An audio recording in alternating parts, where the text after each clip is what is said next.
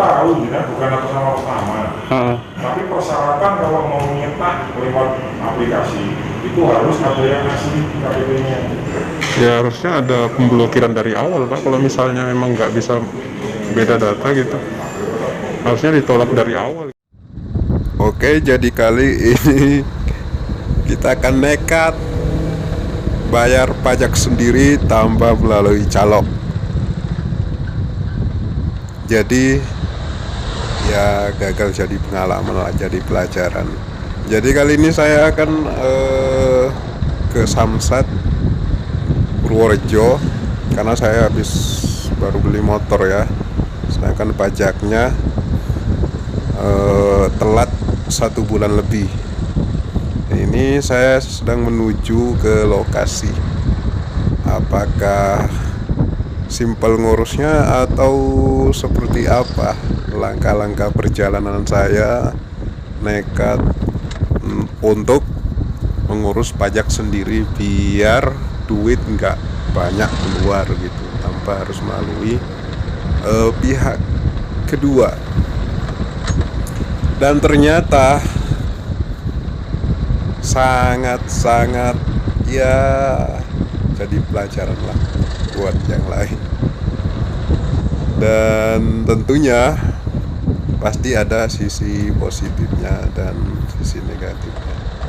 Sisi positifnya yaitu kita membayar sesuai prosedur yang sudah ditentukan, karena sebelumnya saya udah membayar melalui aplikasi namun ditolak pengesahannya karena tidak sesuai data-data antara pemilik pertama dengan KTP yang saya ajukan, karena menggunakan KTP asli saya. Jadi bagi teman-teman yang nggak sesuai KTP sama BPKB, yang beli motor second seperti saya ini, ya bisa ditiru langkah-langkah seperti apa yang saya lakukan biar nggak diperas habis-habisan duitnya sama calo. Oke, tanpa berlama-lama kita langsung saja ke dramanya.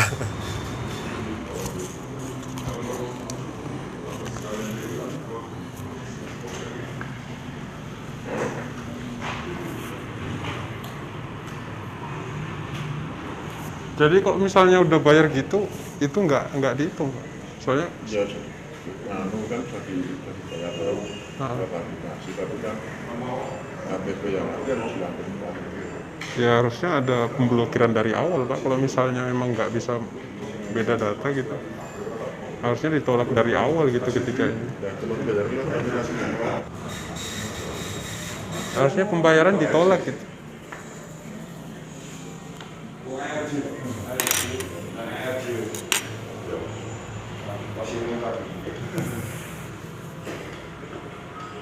Itu intinya Jina pinjam KTP-nya dulu kalau mau dicetak di sini.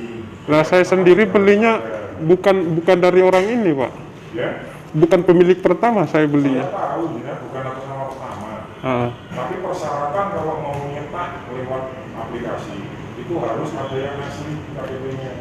Masalahnya saya belinya di Boyolali Pak, Nah, motor ini. kurang tahu persyaratannya intinya seperti itu. Jina ke parkiran itu tanya sama Pak Dewi namanya. Kalau alamat ribet itu sebelah mana?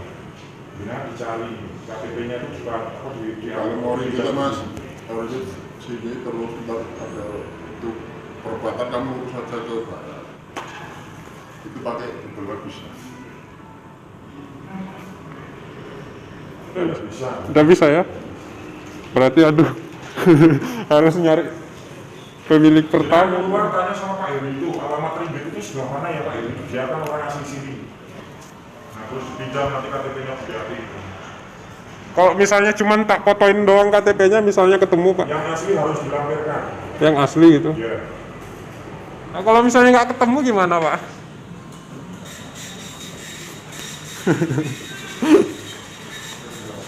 Oke teman-teman, jadi bagi kalian yang mau ngurus seperti ini, jadi ini adalah rintangan awal ya, kita buat dramanya semakin dengan lika-liku gitu. Jadi saya di sini pura-pura keluar mencari pemilik pertama gitu. Karena kata Pak polisinya saya harus punya KTP asli. Saya harus pinjam KTP asli pemilik pertama gitu. Jadi saya itu pura-pura keluar bentar. Habis itu saya balik lagi. Dan ternyata setelah saya balik lagi, karena hari ini hari Jumat, dan ternyata juga akhir bulan, tutupnya jam 11 lewat. Dan seperti apa drama saya sehingga bisa berhasil. Kita lihat aksi berikutnya. Jadi saya udah sampai di sana. Dan ternyata setelah sampai gerbangnya udah tutup, teman-teman. Padahal cuma keluar bentar doang. Jadi emang seolah-olah saya ini dikerjain. Tapi ya gak apa-apa, saya punya strategi lain. Gimana caranya bisa berhasil. Dan pokoknya saya tidak akan pulang tanpa STNK baru saya jadi gitu. Karena saya udah bayar lunas melalui aplikasi.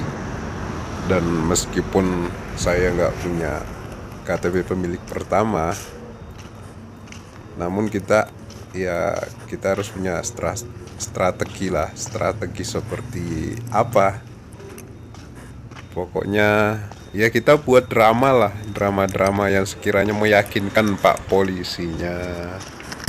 Jadi bagi teman-teman ya bisa melakukan ataupun meniru cara seperti ini ketika kalian membeli motor bekas gitu, motor second yang sekiranya motor itu otomatis beda antara nama kita dengan nama yang ada di BPKB.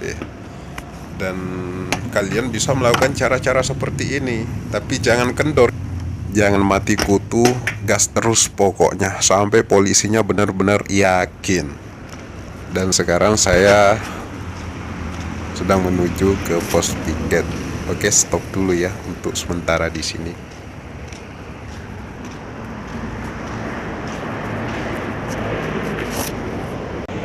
Udah tutup, Pak. Tutup, Pak.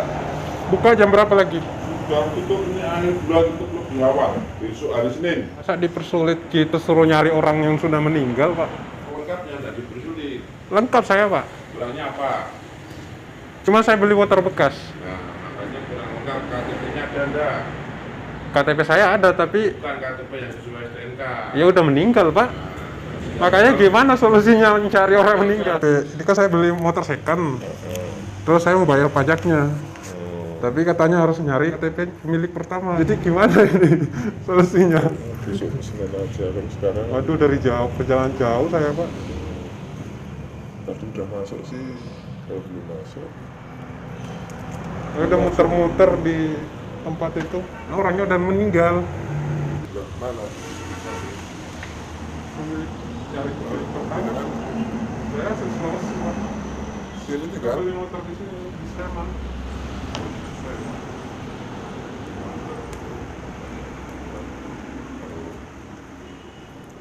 Masuk. Berani saya malah. Nggak tahu juga sih, saya prosedurnya coba tahu ya langsung batas aja tadi di dalam saya buka nyari aja yang nggak saya motor itu. Tapi kalau emang udah nggak bisa ya berarti saya kan udah bisa Di dalam ruang belakang. Oke, makasih Pak ya. Ya, solusinya paling lama, Mas. Iya, Solusinya paling lama. balik nama ya. Iya, nama jenengan. Oke, coba tak belakang Pak. Oke, selanjutnya kita diarahkan ke belakang. Aslinya ini udah tutup sih, aslinya. Gerbangnya udah tutup. Dan mudah-mudahan bisa ya. Oke, kita lanjut. Yang intinya kita desak terus Pak polisinya sampai bisa.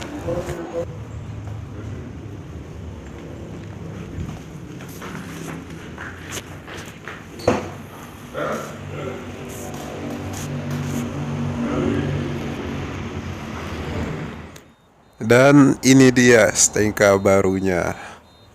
Ternyata cara ini berhasil teman-teman. Jadi bisa ditiru cara ini. Jadi STNK barunya sudah keluar dan sudah disahkan. Oke. Jadi buat teman-teman yang ingin mengurus langsung tanpa melalui calo, jadi teman-teman bisa melakukan cara seperti ini.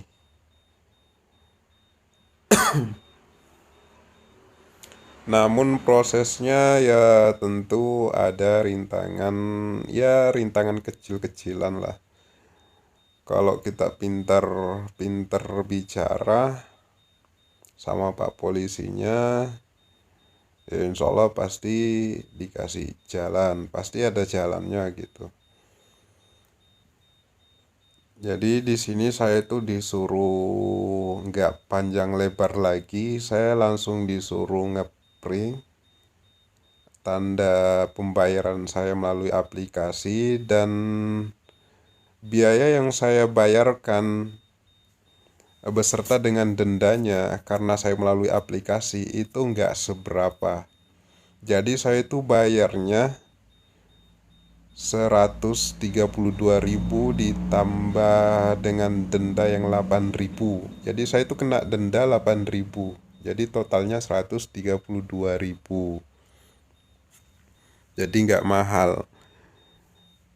Dibanding ketika kalian mau membayar pajak dengan data yang berbeda, itu sebenarnya masih ada jalan, yaitu dengan cara nembak KTP. Jadi kalian itu harus nembak KTP, bayar 100.000. Belum lagi melalui prosedur yang sekiranya ada hal-hal lain yang harus dibayar lagi. Namun karena saya sudah membayar duluan, jadi di sini saya tuh nggak membayar apa-apa, nggak membayar sama sekali, nggak ada biaya tambahan sama sekali, kecuali biaya yang sekiranya saya tadi disuruh ngeprint gitu. Ya itu aja, suruh fotokopi, suruh isi data, dibuatin data sebagai apa itu, sebagai tanda bukti jual beli antara saya dengan yang orang yang motornya saya beli gitu. Padahal tadi kan alasan saya orangnya sudah meninggal gitu. Nah di sini Pak polisinya nggak mempersulit lagi.